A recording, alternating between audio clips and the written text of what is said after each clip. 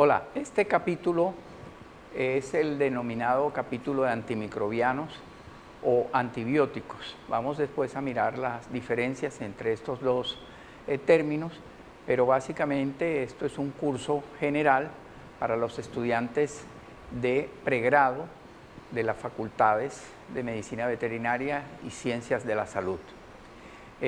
Vamos a comenzar a hablar sobre los antibióticos como un término que se empezó a utilizar hace muchos años relacionados con las sustancias que eran capaces de matar una sustancia biológica, en este caso pues una bacteria, un microorganismo. Los antibióticos, en la definición antigua, es una sustancia química producida por varias especies de microorganismos que son capaces en bajas concentraciones de inhibir el crecimiento de otros microorganismos. El nuevo concepto es una sustancia química producida por organismos vivos o incluso aquellas sustancias sintéticas elaboradas en el laboratorio que también son capaces de inhibir o matar el crecimiento de algunos microorganismos sensibles. Los antibióticos básicamente los aplicamos para tratar las infecciones para tratar las infecciones por bacterias y también se les puede denominar antibacterianos. En la historia de los antibióticos, Paul Ehrlich en 1854 fue el que introdujo por primera vez con otros investigadores como la bala mágica, que tenían capacidad de acabar, de aniquilar los microorganismos. Sin embargo, tenían una alta sensibilidad, una alta toxicidad, perdón.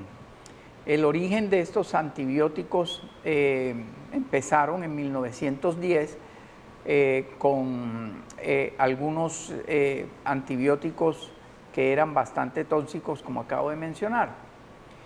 Pero realmente la historia de los antibióticos comenzó con Sir Alexander Fleming en el Reino Unido, cuando accidentalmente descubrió que un cultivo de Staphylococcus aureus había sido contaminado con un hongo, en este caso el hongo del pan era el Penicillium notatum, y descubrió que había una inhibición alrededor de un halo que se formaba por parte de del hongo hacia el cultivo de los estafilococos.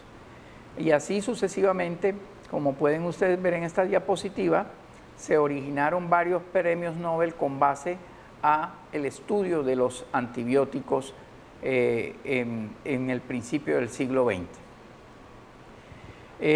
Estas son las fases, los tiempos, la base de tiempo de cómo se elabora o cómo se procesa un antibiótico para que pueda ser utilizado en la práctica clínica tanto humana como animal.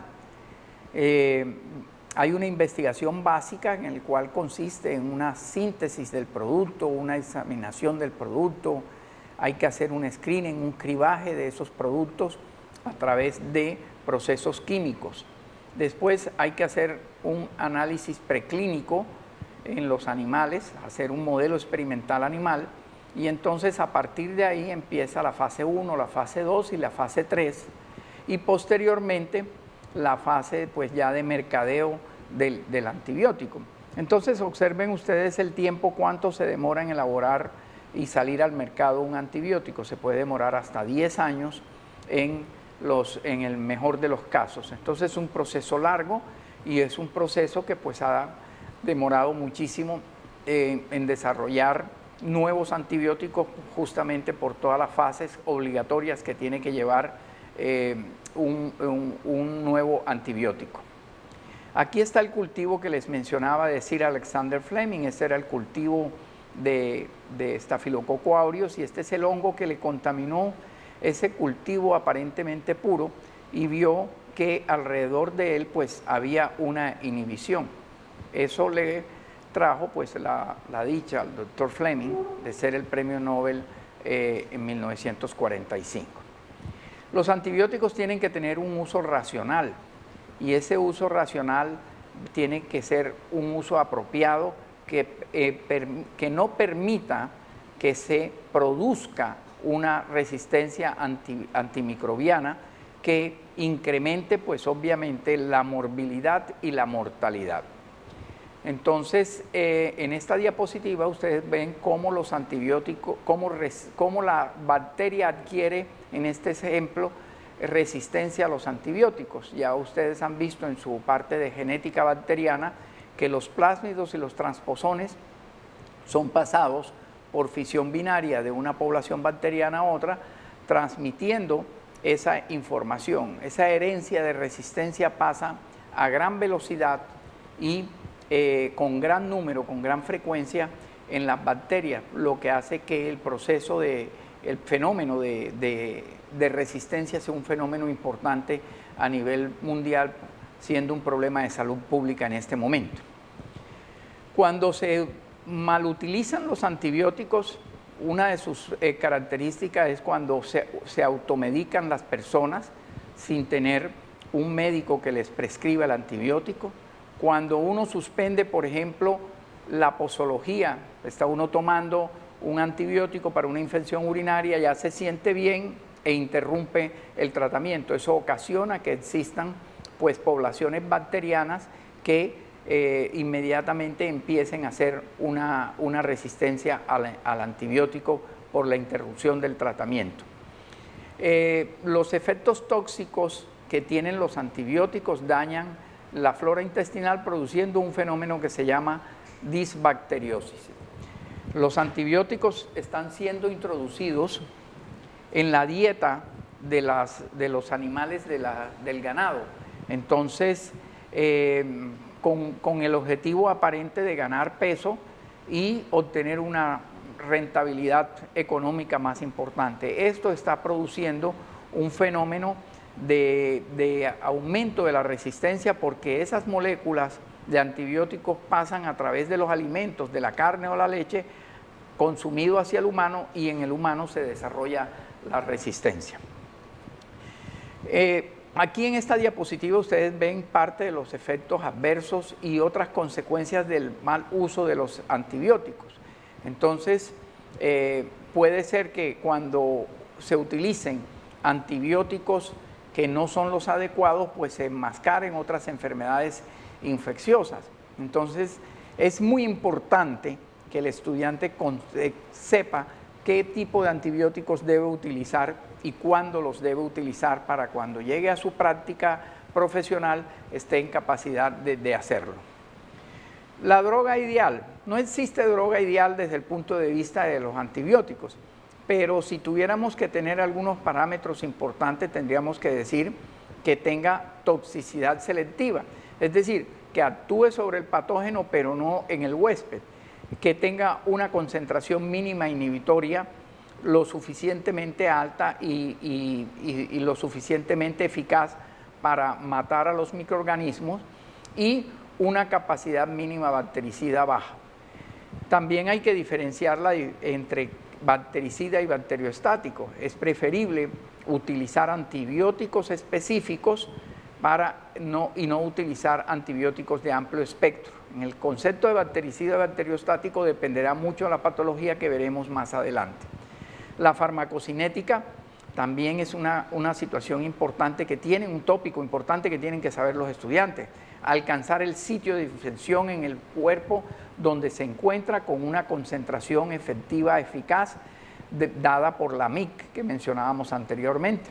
La actividad o el espectro que mencionábamos también, es preferible utilizar antibióticos de espectro reducido y eso solamente lo da la práctica clínica y el buen conocimiento de los antibióticos. La carencia de efectos adversos de los antibióticos, que es poco probable que suceda porque la mayoría de los antibióticos tienen algunos efectos adversos, y el índice terapéutico. Es decir, tal como lo muestra aquí la diapositiva, no hay un antibiótico perfecto y todos los antibióticos tienen sus problemas colaterales. En esta gráfica se ve el concepto entre bactericida y bacteriostático. Entonces, por ejemplo, en el caso de la acción de la penicilina, que es considerado un bactericida, pues empieza el crecimiento de los microorganismos, logarítmico y desciende rápidamente en horas, en el tiempo, cuando se agrega un bactericida.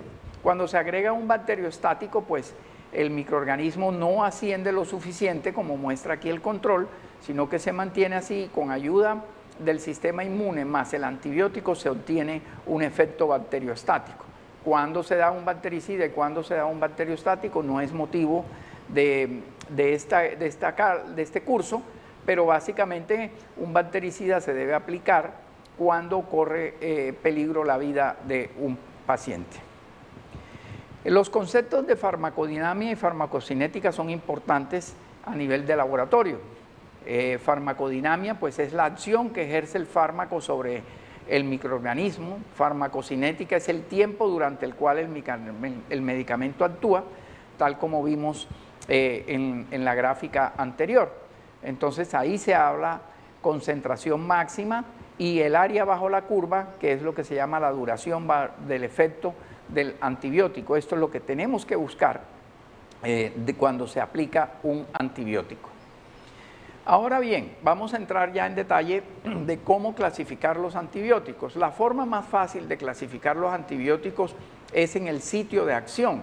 Entonces, el sitio de acción básicamente de las bacterias va a ser la pared celular, la replicación del ADN, la inhibición de la síntesis del RNA, síntesis de proteína, o en el caso de los antimetabolitos. Vamos a empezar entonces a hablar de que esta parte de la concentración de los antibióticos la vamos a dejar para el final, pero vamos a ver inmediatamente todas las concentraciones mínimas inhibitorias de cómo se ven en un tubo de ensayo. Entonces aquí uno ve una concentración mínima inhibitoria en el cual todo esto que se ve es una gran cantidad de crecimiento bacteriano.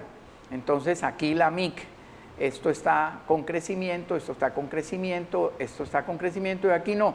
Por lo tanto, la MIC en este ejemplo es de 8 y la MBC, que es la concentración mínima bactericida, es de 16.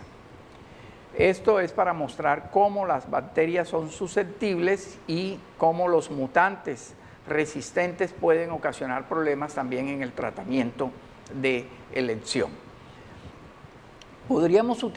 También podemos ver que podríamos utilizar los antibióticos acorde al sitio de infección. Entonces, dependiendo del sitio anatómico, se escogerá un antibiótico, pero para eso el estudiante debe conocer la flora o los patógenos que afectan a un determinado órgano. En el caso, por ejemplo, del aparato digestivo, tenemos a E. coli, a Proteus, a Salmonella, Klebsiella, Enterococos.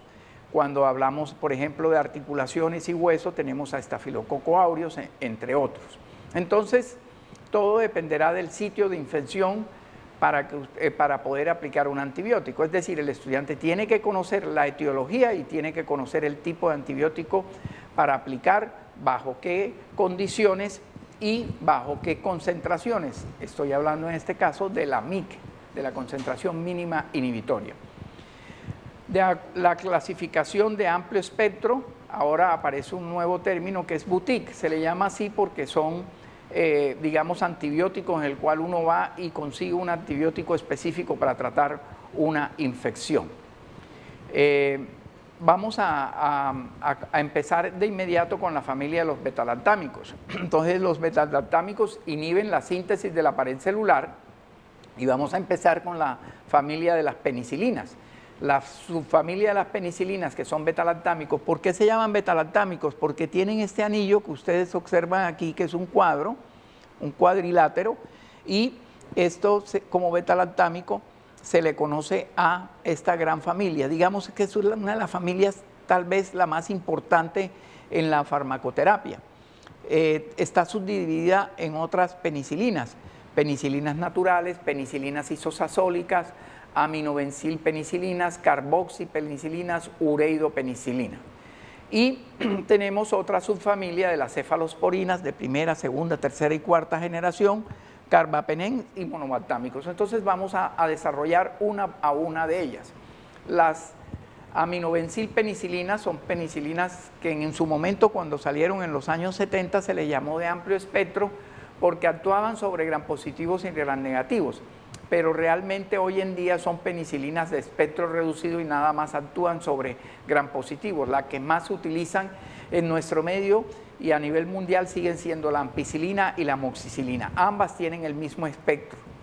Las carboxipenicilinas o penicilinas antiseudomónicas, estas son la ticarcilina y la piperacilina y la meslocilina, que son las que más se utilizan en asocio con unos inhibidores de beta-lactamasas.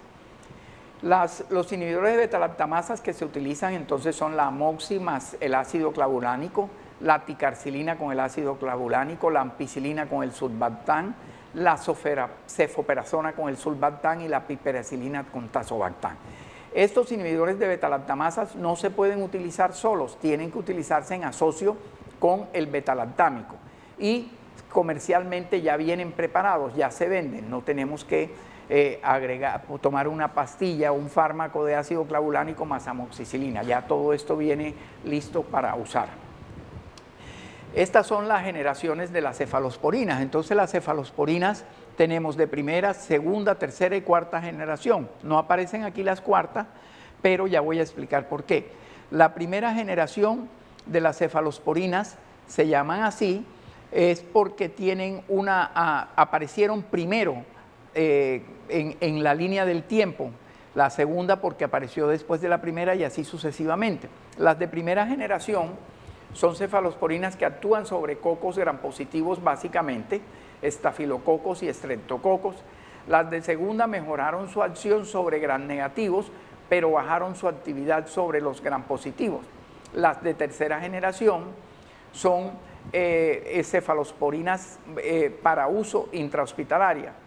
Y las de cuarta generación, que aquí aparecen en Gottman y Gilman como cefalosporinas de actividad antiseudomónica, son la ceftazidime y el cefepime, pero dependiendo el país, en algunos lo ven también como cefalosporinas estables a las beta-lactamasas. Y tenemos cefalosporinas que van en contra de la resistencia de los estafilococos meticilino resistente, como la ceftaroline y el cestobiprol. Aquí vemos más en detalle cómo son las cefalosporinas de primera generación. Observen ustedes el cefadroxil, cefalexina, cefadrina y cefazolina. La que más se usa es la cefalexina, son por vía oral, y son por vía parenteral. La segunda generación, el cefaclor, es un excelente fármaco porque tiene incluso actividad sobre los gérmenes anaerobios, el cefonicid, la cefoxitina y la cefuroxima. La tercera generación, la cefoperazona, la cefotaxima, la ceftaxidima y la ceftriaxona. La ceftriaxona es el medicamento que más se utiliza en la meningitis y es el recomendado por la Organización Mundial de la Salud.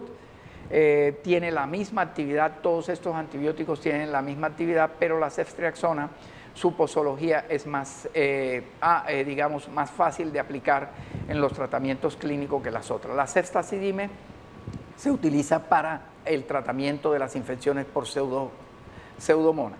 El cefepime y la cefpiroma son cefalosporinas estables hacia las beta-lactamasas.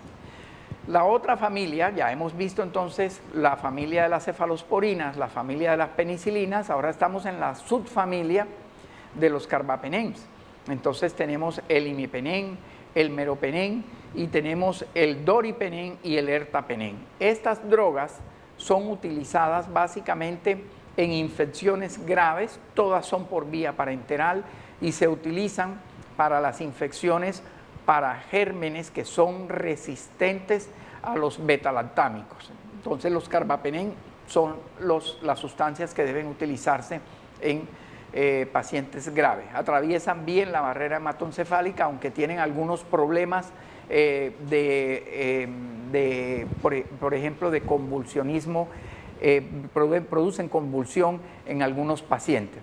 La última familia es de los beta-lactámicos, son los monolactámicos, son de espectro reducido y es el Aztreonam su principal antibiótico. Es un excelente antibiótico para el tratamiento de las infecciones, por ejemplo, de la pielonefritis. En algunos microorganismos hay beta-lactamasas constitutivas, o sea, beta-lactamasas que per se están en el cromosoma de los microorganismos, como el caso de Escherichia coli, Shigella, Salmonella. Beta-lactamasas constitutivas y relativamente activas, las de Klebsiella, y las muy inducibles están y muy activas son las de Enterobacter, Serratia, Citrobacter, Proteus, Morganella y Providencia. Bueno, vamos entonces a pasar de inmediato a la parte de aminoglucósidos.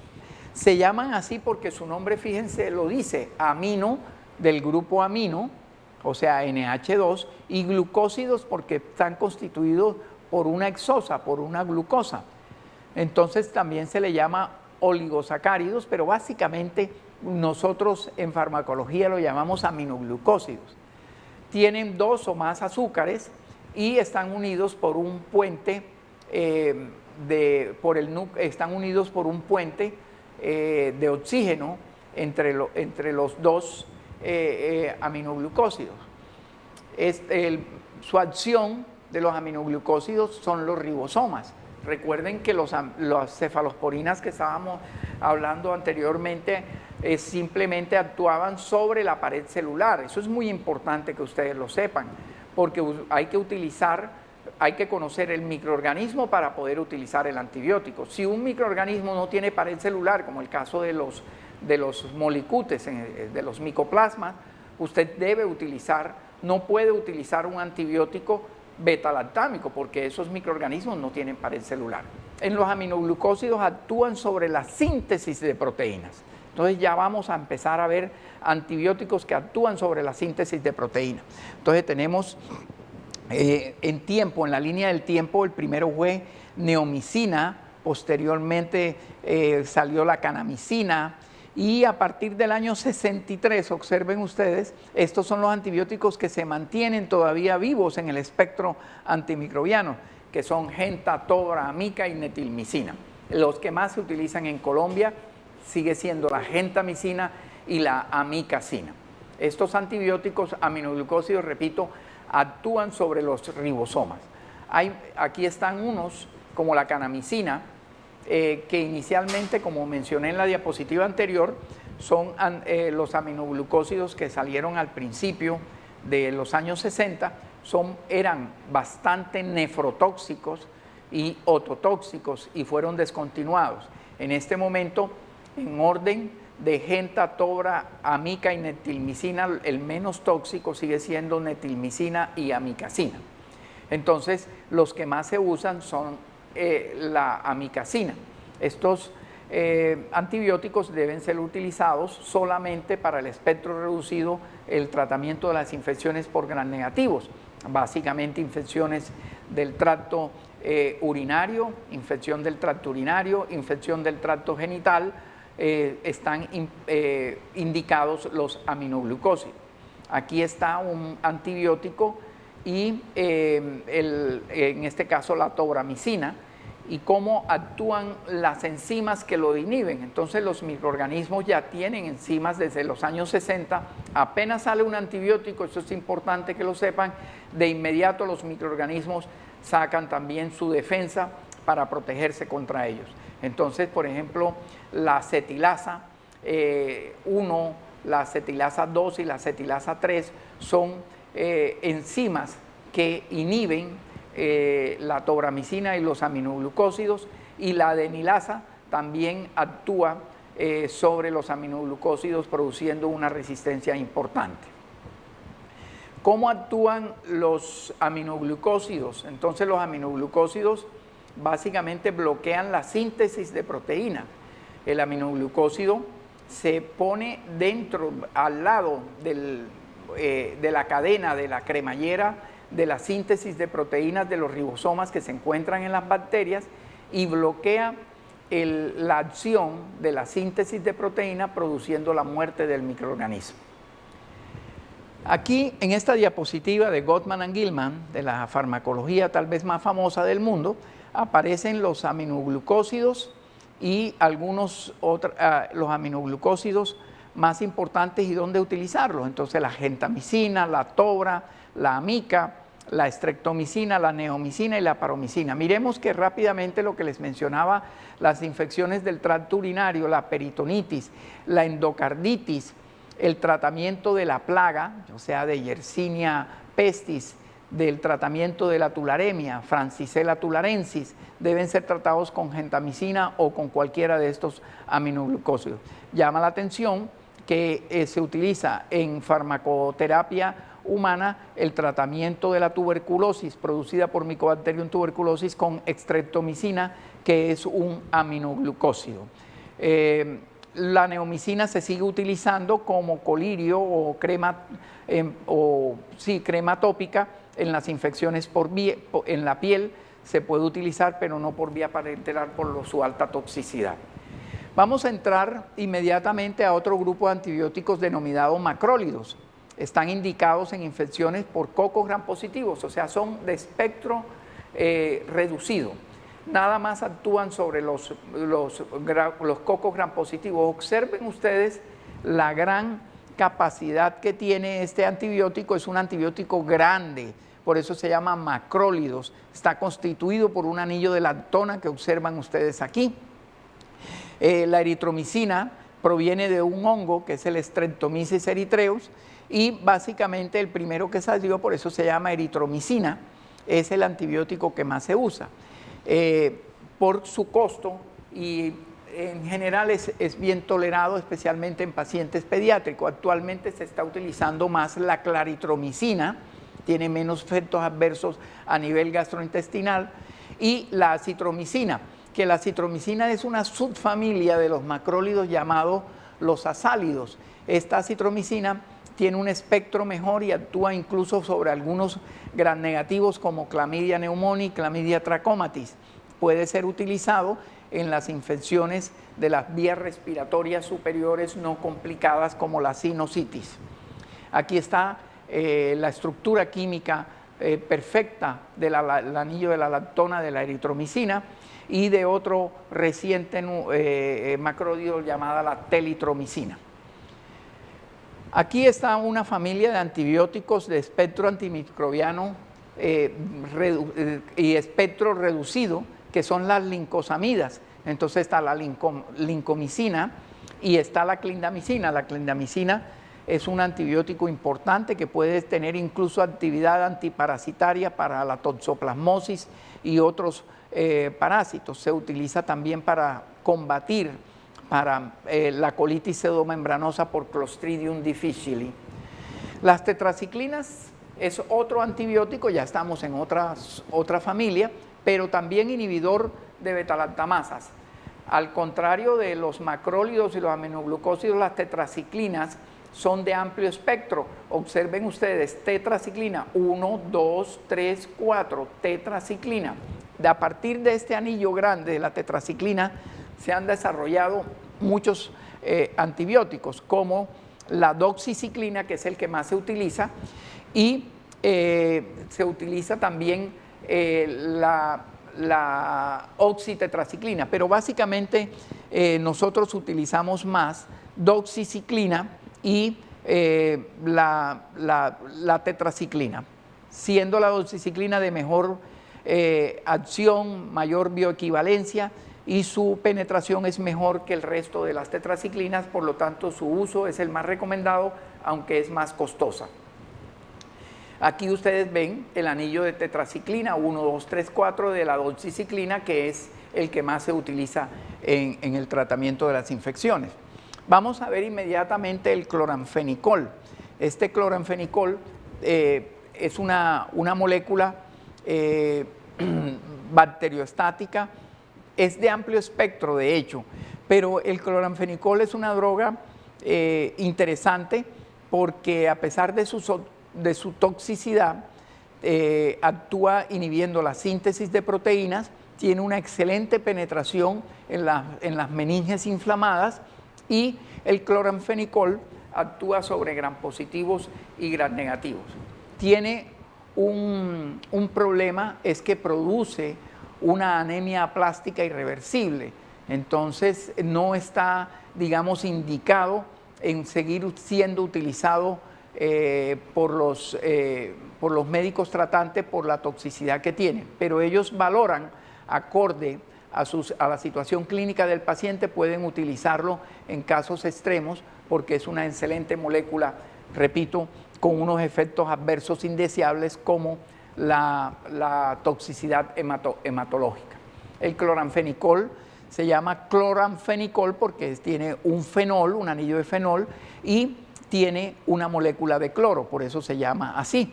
El cloranfenicol, como dije, cloranfenicol inhibe la síntesis de las proteínas de las bacterias y por lo tanto es una droga que penetra muy bien las células eucariontes. Tiene la toxicidad hematológica con esa aplasia de la médula espinal en el cual no debe ser utilizado. Aquí en estas diapositivas ustedes ven los mecanismos de la síntesis de proteínas de los principales antibióticos que hemos visto hasta ahora, cloranfenicol, eritromicina, que es un macrólido, las tetraciclinas con la doxiciclina y la streptomicina, que también es otro aminoglucósido que dije que se utilizaba en la tuberculosis, pero también puede ser incluso a veces utilizado en tratamientos contra la leptospira, aunque particularmente yo no estaría muy de acuerdo con eso. Otros antibióticos son las estreptograminas, también tiene dos compuestos que son la quinopristina y la dalfopristina. Estos antibióticos están indicados en las infecciones por enterococos y estafilococos resistentes a vancomicina y teicoplanina. Son antibióticos de uso exclusivo, de uso exclusivo intrahospitalario y de alto costo. Las rifampicinas es otra familia también de antibióticos que actúan sobre la síntesis de proteínas, puede ser utilizado en infecciones complicadas y también puede ser utilizado en el tratamiento de la tuberculosis. Vamos a ver los antimetabolitos, que son las sulfas. Entonces las sulfas no son antibióticos per se, son antimicrobianos, o sea, son sustancias sintéticas del laboratorio. Se llama sulfaamida porque observen ustedes, tienen un grupo amino aquí y un grupo sulfuro aquí, entonces se llama sulfoaminas. Entonces tenemos la sulfanilamina, la sulfadiazina, que se utiliza tópicamente con la sulfadiazina de plata, y el sulfametoxazol y el sulfisosazol, que son los que más se utilizan en la medicina humana y animal. El modo de acción de las sulfas y del trimetoprim viene dado por la inhibición del ácido paraaminobenzoico, que eso lo hacen las sulfas. Al sulfametoxazol se le agregó una molécula que se llama el trimetoprim.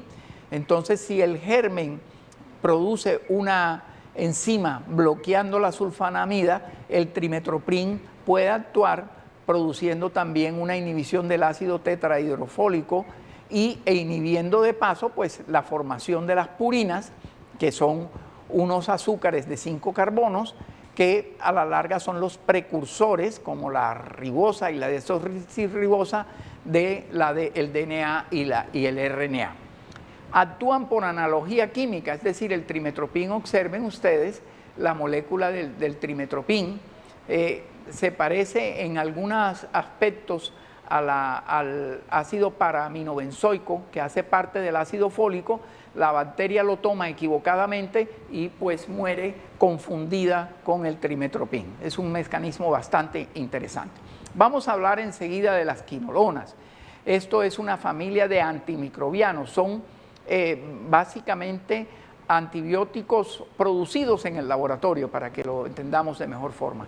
Aparecieron primero como no fluoradas, como el ácido nalidícico, el ácido oxolínico y el ácido pipemídico en los años 70, y después aparecieron las quinolonas fluoradas. ¿Cómo actúan las quinolonas? Entonces, actúan de una manera muy sencilla y muy simpática. Actúan sobre una enzima que se llama la topoisomerasa. Entonces la topoisomerasa lo que hace es mantener, digamos, compactado el genoma de la bacteria, el ADN de la bacteria. Las quinolonas actúan sobre el punto específico de la topoisomerasa y hacen que se desenrolle el genoma de la bacteria, reventando la bacteria, produciendo una lisis de la pared celular y la muerte del microorganismo. ¿Cuáles son las que se utilizan actualmente? Pues siguen siendo la norflo, la ciprofloxacina, la y la levofloxacin y la moxifloxacin. Ellas han ido mejorando, algunas eran monofluoradas, pero estas últimas, como la moxifloxacina y la gatifloxacina, ya son polifluoradas y en un principio eran de espectro reducido. Es más, la norfo y la cipro siguen siendo de espectro reducido, pero a partir de la levofloxacina y de la levofloxacina, porque la oflo es un derivado digamos, un metabolito intermedio de la norflo, la moxifloxacina y la levofloxacina y la gatifloxacina tienen ya una acción incluso sobre anaerobios. Son antimicrobianos que deben ser utilizados básicamente en las infecciones del tracto urinario, aunque algunas son utilizadas, por ejemplo, como el caso de la moxifloxacina, en las infecciones adquiridas en la comunidad. Particularmente, yo diría que estos antibióticos no deben ser utilizados ahí, pero los médicos son los que prescriben el antibiótico, porque hay otros antibióticos como los betalactámicos para las neumonías adquiridas en la comunidad que actuarían muchísimo mejor. ¿Qué pasa con las quinolonas y por qué estoy criticando el uso en las neumonías adquiridas en la comunidad? Porque son fármacos que tienden a tener producir una rápida resistencia en los microorganismos. Es cuestión de 6 días, 5 días, se disparan los genes GIR-A y GIR-B, que son los que producen la resistencia a las quinolonas. Una vez están esos dos genes, el GIR-A o el GIR-B, que son los genes de resistencia, todas las quinolonas son resistentes desde la primera hasta la última generación. Entonces, la gatifloxacina y la gemifloxacina pueden ser utilizados también en las infecciones por anaerobios. El metronidazol. El metronidazol es un fármaco que se llama así porque tiene un anillo de los imidazoles, específicamente de los 5-nitroimidazoles. Es un antiprotozoario y antimicrobiano. Es un excelente antibiótico porque fíjense que puede ser utilizado, por ejemplo, contra los protozoarios, contra Gardnerella vaginalis, puede ser utilizado, contra otros parásitos, no estoy hablando de Gardnerella, pido excusas, antimicrobianos, por ejemplo, como este metronidazol antimicrobiano actúa sobre anaerobios y como antiprotozoario puede actuar sobre las amibas y sobre otros parásitos vaginales. La vía de excreción es la orina y este antibiótico, voy a regresar, perdónenme un momentico, este antibiótico, voy a regresar, es un bactericida y para actuar, actúa como una prodroga. Entonces, una prodroga es que este fármaco entra a la célula eucarionte del huésped, de la persona que se está tratando de una infección por anaerobios, por ejemplo, y solamente entra como prodroga y se transforma como una droga eficaz una vez al interior de la célula del paciente, en este caso eucariótica. Es muy importante tener en cuenta la resistencia. Hablábamos al principio de esta charla que los antibióticos que son dados a los animales para motivar su crecimiento no deberían ser dados de esta manera porque estos antibióticos producen resistencia en la flora gastrointestinal de los animales que consumimos y esos genes de resistencia pasan a través de estos productos, de la leche y la carne que consumimos y estos metabolitos que consumimos realmente están produciendo después, al consumirlo nosotros, están produciendo pues una infección importante, están produciendo, además de la infección, una resistencia importante.